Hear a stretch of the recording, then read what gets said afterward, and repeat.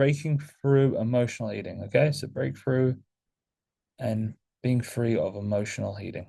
So pretty much what we want to do is that this is going to be a guide to understand why we use food as a coping mechanism and how to address the triggers of overeating. And we're going to offer like tools and ways to heal emotional eating, focus on mindfulness, self-compassion, which is a word that we use around a lot here, and a balanced relationship with food.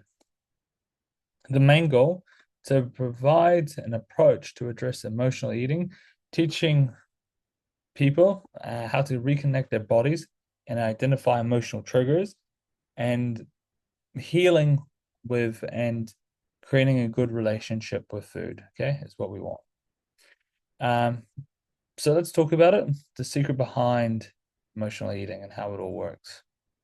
So pretty much emotional eating is often a way of avoiding or numbing uncomfortable feelings, sadness, loneliness, depression, anxiety, um, and it's temporary reliefs, right? It's a quick fix to it, but it also fails to address the root problem, okay?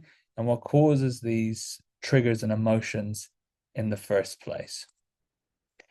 So, now there's like emotional versus physical hunger, okay?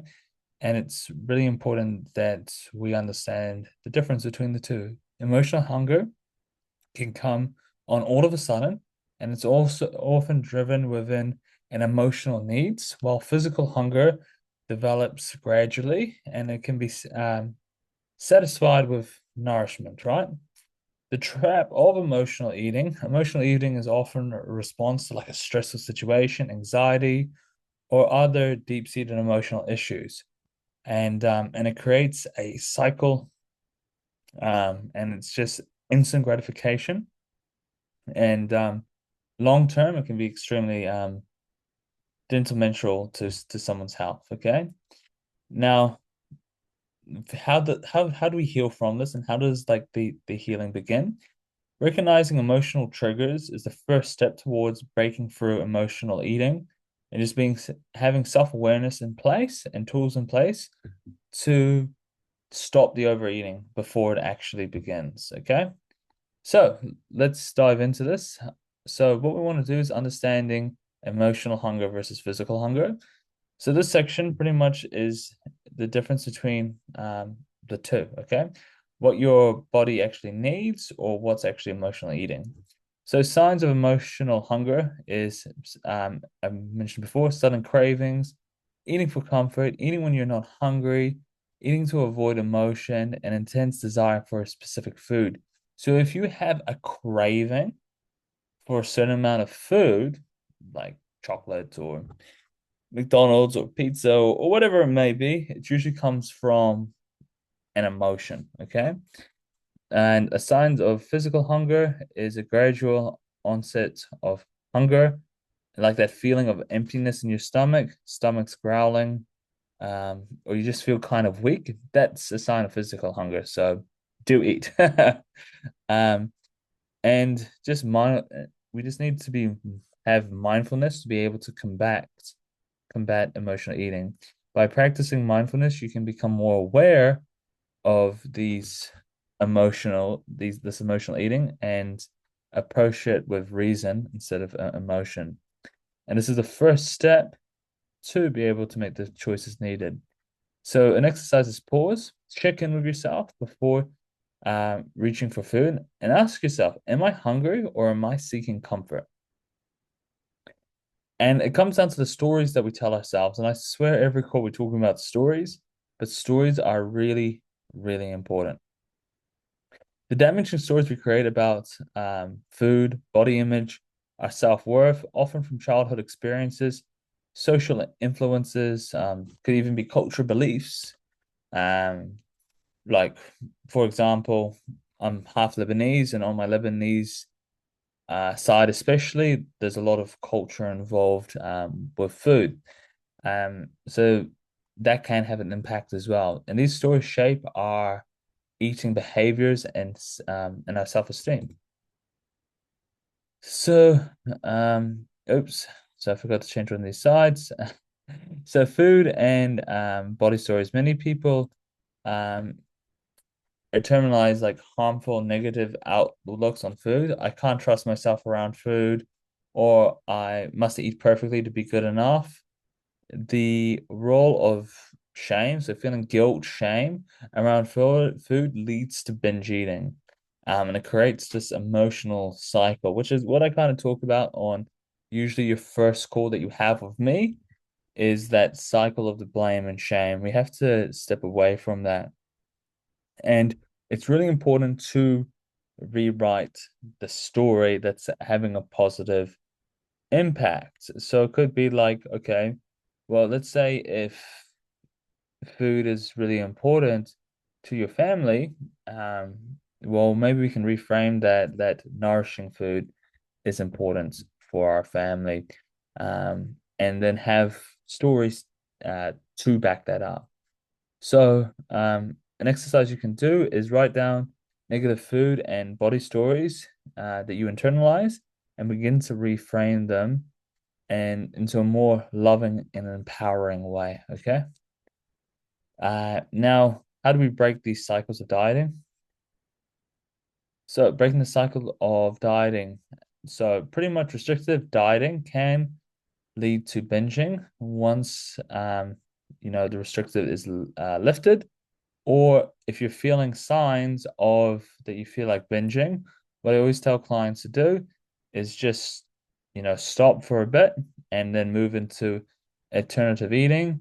And instead of dieting, what you want to do is like really touch in with your body and kind of eat when you're hungry and eat how you're kind of feeling in a nourishing way and listen to your body signals. So it's with these lifestyle changes, there's got to be a very compassionate approach to it for, so damage doesn't come long term.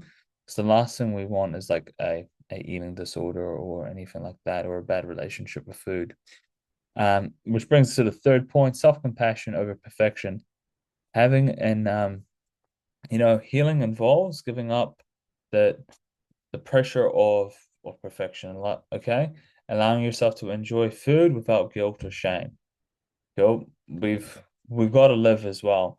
So it's all about balance, and being so hard on ourselves can be more damaging to our health than let's say having an occasional cheeseburger. Okay, so it's all about balance at the end of the day, and yeah, and focus on the non-dieting approach and pay attention to your true hunger signs, okay? Because your body's extremely smart. The power of mindful eating. Now, how do we break the cycle of dieting? So, mindful eating is the key to breakthrough emotional eating. Become present during your meals. Like being present, not only with your meals, but just being present in your life and not having distractions in place is just a freaking game changer. And then you can create a deeper awareness with your body and your food and understand the signals and the signs. So it's all comes down to paying attention, be present without judgment. And that applies with your foods. Slow it all down, engage with your food, and be aware of your body. Um, yeah, and slow it all down and enjoyment and gratitude. Thank goodness that we had this meal. Like, thank goodness that we have all this food, and let's really respect it and enjoy this incredible food, okay? Um, and yeah, and just, take small bites, chew your food, and pay attention to the taste, the texture, and smell. Then you'll get more entwined with your food and your body. And then healing the heart, right? Healing the heart.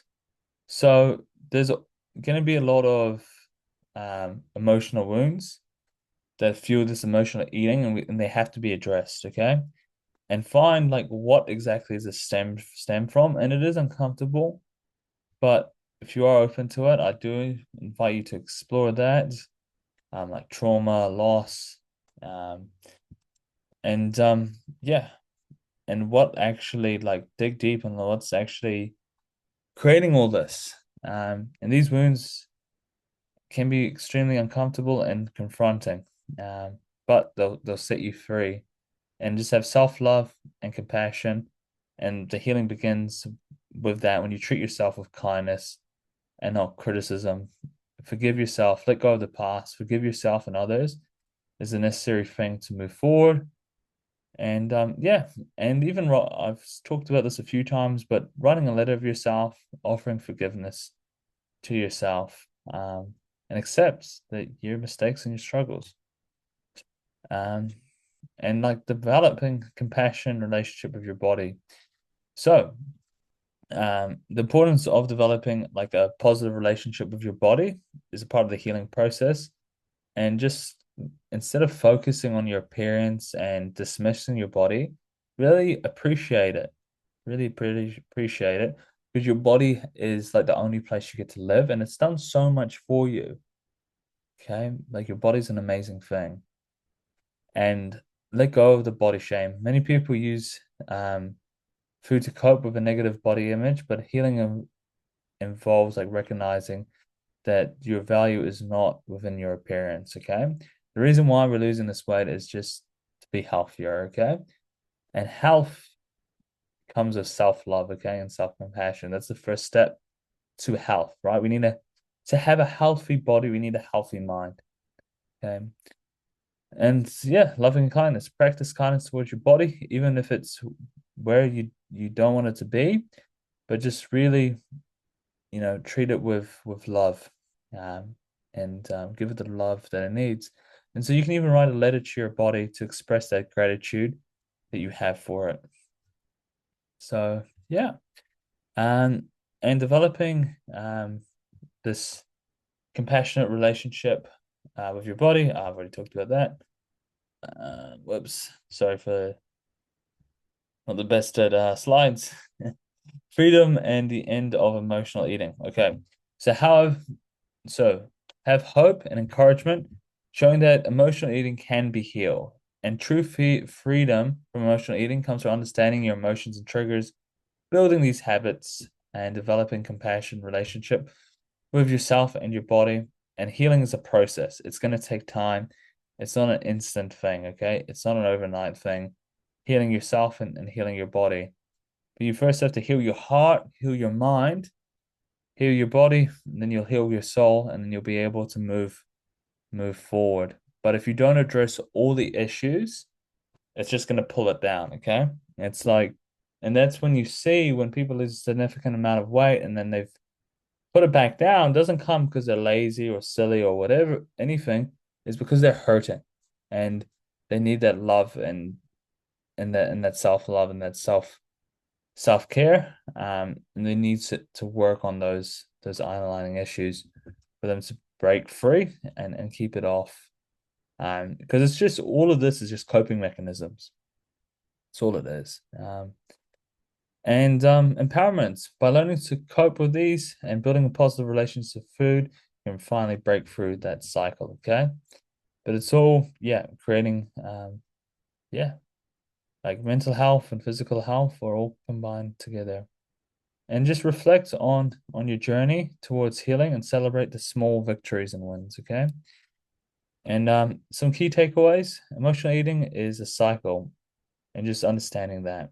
Um, Mindfulness and self-compassion, these are the centers of your healing, okay?